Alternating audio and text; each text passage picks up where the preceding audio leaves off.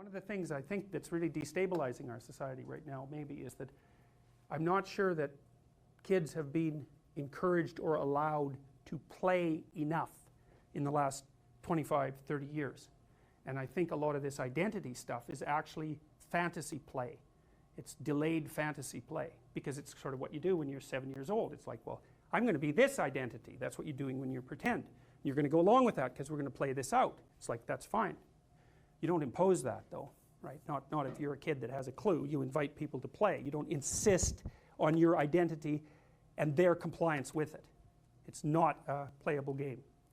And you don't burst into tears and run off when someone won't play your game, because then they won't play with you. And then you have to turn to force. And that's fine if that's what you want to do, but you better look out, because you better be ready to use it.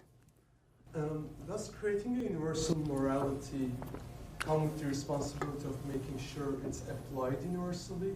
And what I mean by this is, if we can say belief structure A is better than belief structure B from a pragmatic perspective, does it come with the responsibility of making sure that people who are trapped perhaps in a tyrannical belief structure in somewhere else, do we have a responsibility against that? Good question. I mean, that's part of the question that I, in some sense, motivated the American incursion into Iraq, right? So what's our responsibility in relationship to tyranny? That's a good question. Because one of the criticisms current feminists are getting is for not protesting about the situation of women in, say, Saudi Arabia. Yeah. Well, I think that criticism is more emerging because it's apparently paradoxical. I mean, they've laid out a set of principles to which, in principle, they adhere. And one of those principles is to reduce the destructive power of the patriarchy. It's like, okay, there's some destructive patriarchy for you. Radio silence. It's like, now what am I supposed to do about that? Am I supposed to question your adherence to those principles, which is exactly what should be done? So I think it's a criticism of performative contradiction. You say you're for this, but when it comes to act it out, you don't, selectively in this situation. So there's something wrong. There's something about your game that you're not being straight about. That's the criticism. And maybe there's rejoinders to that, you know. But, well, okay, well, responsibility. Well, you know, then you'd have to look at it at different levels of analysis with regards to interactions. You definitely have a responsibility to your partner and your children.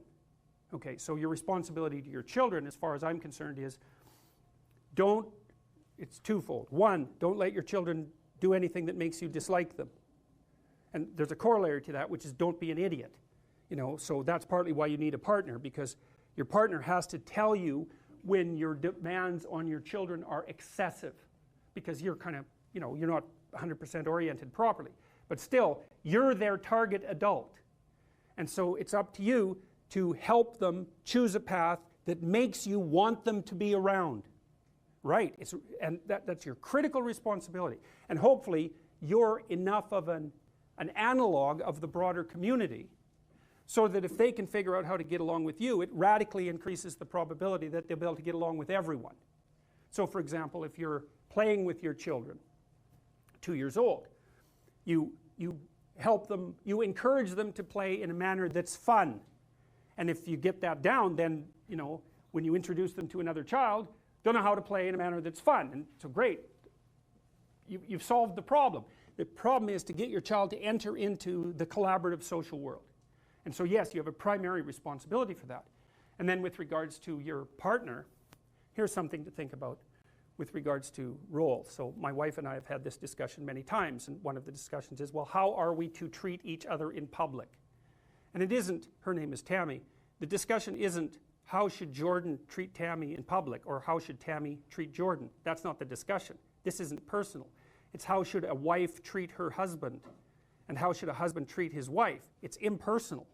And it's partly, you don't put your partner down in public. Why? Well, it's not because you're hurting that person's feelings. That's not why. It's that you're denigrating the relationship that you are in voluntarily. You know, and some of the most painful days I've ever spent, one in particular I spent with a group of men who had been in therapy for their marriage, and who bloody well needed it, I can tell you that. And they spent their whole day complaining about their wives. Like, it just made me sweat the whole day. I thought, I can't believe I'm here with you guys. I can't tell you why I was. It's just, you know, it was just happenstance more than anything. And I thought, how can you be so damn dumb? It's like, it's certainly possible that you married barbarian witches. Fine. But you don't have, you're so lacking in sense that you would discuss that in public, not noticing that you picked them. So basically all you're doing is holding up a sign and waving it constantly that says, I'm an idiot, right? And so, well, back to responsibility. You have a responsibility to those whom you love and are obligated to ensure that they manifest themselves in a manner that's most beneficial to them over the long run. Now, you have the same responsibility, I would say, to yourself, but you'll have blind spots. Other people have to help you with that. But so the rule is, you know, you help your wife figure out how not to make a fool of herself in public. And she extends to you the same courtesy. And it's partly maintenance of the sacred nature of the relationship. It has nothing to do with you or her, precisely. It's broader and wider than that. Okay, so then that's two levels of responsibility. Child, partner, next level of responsibility.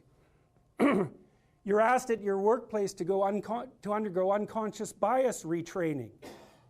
And you say yes. It's like, okay, you've just admitted that you're a bigot, right? Because you're acting it out. It's like, I'm a racist bigot, obviously I need to be retrained. And so you might say, well, I'm not going to make a fuss about it, right? Or I've been told to do it. Or maybe you agree with it, fine. And if you agree with it, no problem. You can make a case for it. I think it's a weak and appalling case, personally, but you can make a case for it. You could say, well, you know, I am interested in my biases and how to rectify them, and like, fair enough, you know, people are biased. But if you object to it and you don't say anything, then you're complicit. And then it's on you. And you know, like, A causes B and C, and B causes C and D, and so forth. The thing it doesn't always, but it has this tendency to expand. And you'll come home angry and upset, and you'll go to the training program and you'll think this is ridiculous, because that is what you'll think in all likelihood, and you won't say anything. But it eats at you. Well, you've abrogated your responsibility.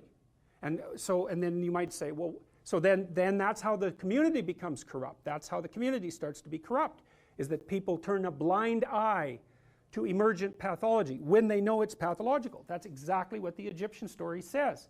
Osiris is overcome by Seth because he's willfully blind. Willfully blind, which means he knows, but refuses to. He knows, quote, his predator detection systems have gone off. Monster. Well, then you're supposed to look, okay, exactly what sort of monster is this? Well, it doesn't have wings, it doesn't have a tail, you know. You cut it down into you cut it from the monster that it could be into the monster that it is. That's the first step. And then you take the appropriate steps. And then you also notice the other monsters, because here's something to think about. You're going to pay a price for speaking up, but you're going to pay a price for not speaking up. So it's like monsters on the right, monsters on the left. Pick the ones you want to battle with. If you decide not to make your stand, you weaken yourself. If you do it 100 times, then even if the monster was only this big, now you're this big. It's going to eat you. You know, when it was this big, you probably could have kicked it across the room. It's too late for that. You've capitulated and capitulated. You know, and so what you've done, and this is a way to think about it from a Jungian perspective, this is what Jung was trying to get at when he was talking about alchemy. It's like the thing that pops up to object to you is this incredibly complex entity. It's the entire world encapsulated in the event. If you interact with it, you unpack it. You differentiate your sense of the world, and you gather new skills. So for example, let's say there's something going on at your workplace, and you need to object to it because it's driving you crazy, and you talk it over with your wife so that you've got your head screwed on straight. You say, oh, I've got to say something. And you go there and you say something, and you know, you're stumbling and awkward and all of that. But you watch the response, And maybe you get what you're aiming at, maybe you don't, but you've learned a bunch. You've learned, well, I'm not as coherent as I could be. I'm not as good at putting my arguments together. My boss is more of a son of a bitch than he thought he was. This is a worse problem than I knew about. It's like differentiated.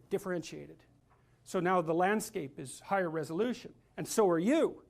Well, so good. So maybe you're a little bit better prepared the next time you have to do that. And so the issue here, to some degree, is don't lose an opportunity to grapple with something that objects to you, especially when the objection is rather small, because that's something you say, well, I can put up with it. It's like, fair enough, like you don't want to make everything into a war. I usually use a rule of 3. If we're interacting and you do something that I find disruptive, I'll note it. It's like potential dragon, gone, and I leave it be. And then if you do it again, I think, oh yeah, that probably wasn't merely situational, but I'll leave it be because that's still not enough evidence. But if you do it a third time, then I'll say, hey, I just noticed this. And you'll say, no, that didn't happen. And I'll say, yeah, not only did it happen, but it happened here and it happened here, and I'm not making this up. So there's something going on here, like I'm not ignoring it, and we can get to the bottom of it. And then they'll come up with a bunch of objections about why that isn't necessary, and you push those aside, and they'll come up with a few more objections, and they'll push those aside, and then usually they'll get mad or burst into tears, and if you push that aside, then you get to have a conversation. Right, and then you can solve the problem. But man, you got to be a monster, because first of all, you need 6 arguments about why their objections aren't going to stop you, and then you have to not be intimidated by the anger, and you have to not be swamped by compassion about the tears. And then you can have a conversation. And people don't do that. They won't do that. And so they don't solve the problems. And so then the problems accrue. Right? And if they accrue over 15 years of a relationship, then they end up fat, ugly, and in divorce court. So, and that's not a great outcome. It's divorce court and cancer are similar in their seriousness. Not always, but sufficiently often. So when that error emerges, it's a glimmering